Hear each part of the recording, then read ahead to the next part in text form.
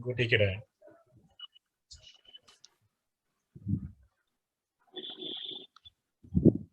So, Guys, your time has started. policy is a kind of plan of action used to guide desired outcomes and helping decision making. Good morning, everyone. Today, me, Aarti, and my friend Sandeep going to shed some light on India's long-needed eastward drive, which took shape in early 1990s. That is the Lotus policy. It was formulated by PM P. Narasimha Rao in 1990s. Low-caste policy was originally intended as an economic strategy to boost India's trade and investment relations with Southeast Asian region. Prime Minister of India, Mr. Narendra Modi, in November 2014, upgraded to it Act East policy. Act East policy focused on ASEAN countries plus economic integration plus East Asian countries plus security cooperation. Security is an important dimension of Act East policy. Prime Minister of India also highlighted the four C's of Act East policy that are culture, commerce, connectivity, and cadastability. The main aim of Act East policy is to counter China, increase economic relations with Southeast Asia. It also involves intense and continuous engagement with Southeast Asian countries in the field of connectivity, defense, trade, and people-to-people contact at bilateral relations, regional and multilateral level. Our motive to go with Act East policy was the rising profile of China combined with growing China and Indian tension. Stakeholders include ASEAN, India, Australia, Japan, China, South Korea, and the US.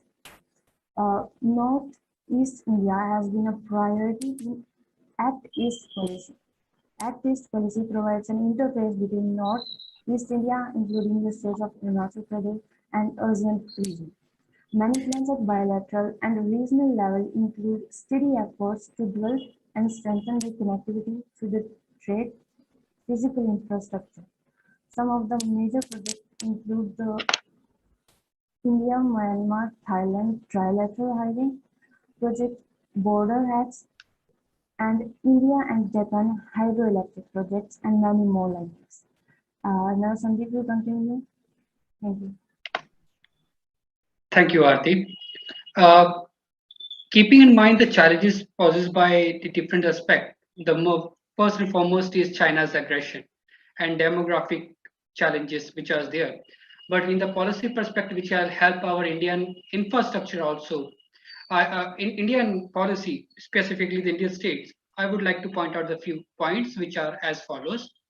First is the issue of infrastructure and lack of local support.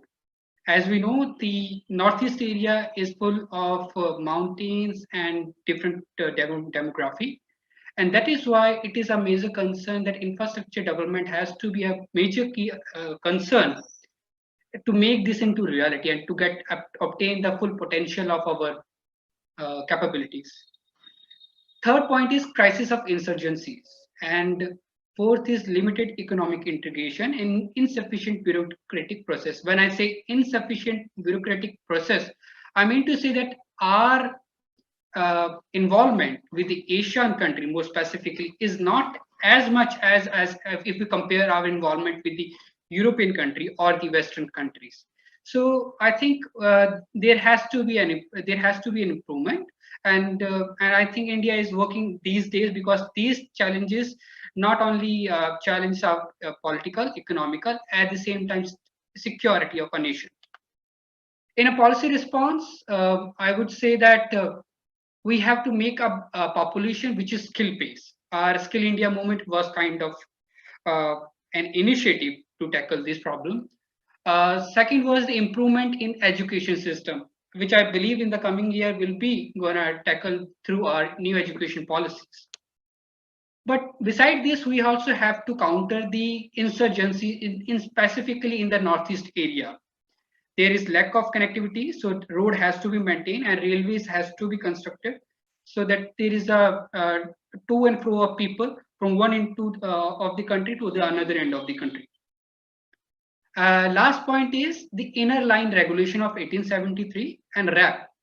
which required a permission to enter into this area should be revoked in a systematic way. One thing which I forgot to include in our policy response is the Quad. Since we know the Quad is the group of 4 countries, so we can use the Quad and their Blue Dot network. Blue Dot network is financial organization of financial policy to develop or boost the infrastructure and development in the ASEAN thing. So I think India can use the Blue Dot network and increase its influence in this area. What are the expected benefits? The benefit is that definitely that Northeast will be developed, infrastructure development will be there, increase in the FDI, social beneficiaries, we maintain a friendly relationship with our neighbors, more integrated with the world economy. And as we see, after the collapse of the Soviet Union, there is a void which China is trying to cover up or take on the position, which I think if India get involved into, maybe well balanced in this particular reason. Otherwise, China will be the only country to look after and to do his dominance in whatever way he wants. In the conclusion remarks, I would just like to say that in this policy aspect, Northeast has to play a very prominent role because if there is development in the Northeast region, the export of the country will increase.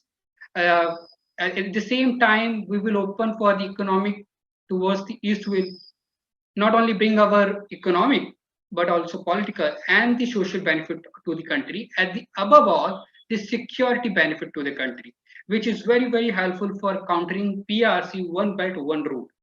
With this, we conclude. Thank you so much.